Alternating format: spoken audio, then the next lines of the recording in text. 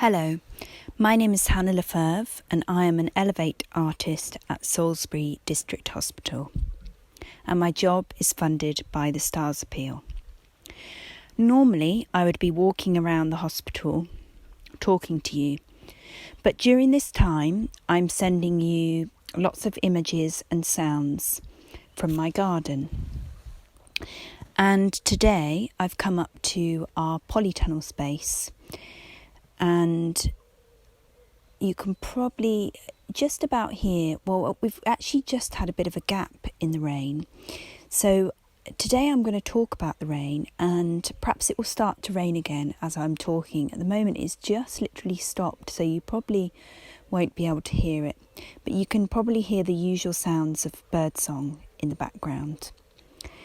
And on a day like today, when it's raining a lot, we get very excited because we live in an off-grid setup here, which means that we have our own water supply, our own power supply and our own sewage systems. And so rain is incredibly valuable to us, and particularly after what has been a very dry and sunny April, which has been lovely in many ways, but we're definitely due a bit of a soaking now. So in terms of our rainwater harvesting, in the polytunnel here we have 6 barrels which get filled up with water first. So they are now fully filled up, and then towards the house, just outside the house, I'm just going to stop a moment because the donkeys next door have just started to do their morning chant. So just down towards the house, just outside the house, we have several outside water butts, and we tend to use those for things like watering our outdoor pots and watering our seedlings when they first get put in. And then to feed the domestic water supply, we have a huge black barrel which I believe is about 1,500 litres. We've got another smaller connector barrel to that one, and any water that we use within the household all gets filtered through a UV system, and that we then use for our bath, our shower. We use it for our washing up. For cooking, we can boil it up in the kettle, and we can also drink that water, although sometimes we also like to go and collect spring water for drinking. And finally, we have 3 emergency IBC tanks.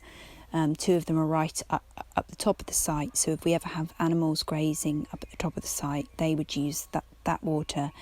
And then the outside IBC water we might use for things like the first soak when we wash our clothes. So water is a huge theme here, and we try to gather up every single little trickle that we can. And so it's a big project, and we really enjoy days like this, even though part of us feels a little bit grisly for having to be more indoors. We really appreciate all our tanks filling up. And I guess in celebration of this rain today, I thought I would bring a poem with me. And I was rummaging through our bookcases to see what poems I could find, and actually there's a surprising amount of poetry based on the rain and the British weather, and in particular the rain during April. And so today it's the 28th of April, and actually it hasn't been our traditional April shower month, but I've picked a poem for today which is quite short, and it's from a children's poetry collection which we have. And the poem is called Flowering Umbrellas by Stanley Cook. I hope you enjoy it. Umbrellas are folded up like buds, but umbrella buds don't open in the sun. They flower in the rain instead. In all kinds of colours, black, green and red, brown and white, and checked and striped. Outside the school in the rain, mothers stand with umbrella flowers growing from their hands. And that, as I say, is a poem by Stanley Cook. And I really love that image of the flowers of the umbrella being akin to a flower opening. And to me, that's somehow some sort of celebration of the rain. So I will leave you now with the usual sound of the birdsong. And thank you ever so much for listening. And I hope you've enjoyed some of the images from the garden. Bye bye.